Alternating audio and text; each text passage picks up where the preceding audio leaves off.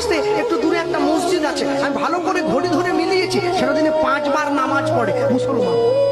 ভোর 5টায়, দুপুর 12টায়, বিকেল 3:30টায়, বিকেল 5টায়, সন্ধ্যে 7টায়।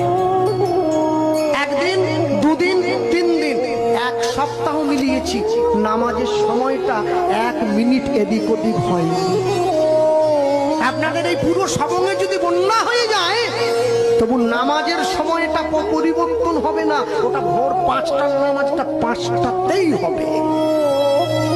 1 মাস ওরা রোজা পালন করে, সকালবেলা সূর্য ওঠার আগে মুখটা ধুয়ে নেয়, একটুখানি খেয়ে নেয়, সারাদিন উপবাস না খেয়ে থাকে, সন্ধ্যেবেলা একটু জল আর খেজুর খেয়ে উপবাসটা ভঙ্গ করে। পরে কি খাবে সেটা বড় কথা নয়, 1 মাস তো পালন তো করে। আর আমার বাড়ির মা বোনেদেরকে বললে কি গো একাদশী করবে, বলে না এবারটা হবে না, পরের বারটা হবে। আমি কি একাদশী? বাকিরা সবাই দোষী, সবাইকে নিয়ে মরবো। ওরা সময় করে নামাজটা পড়ে, আর আমার বাড়ির মায়েরা বোনেরা সময় করে পরনিন্দা পরচর্চা নিয়ে ব্যস্ত হয়ে থাকে।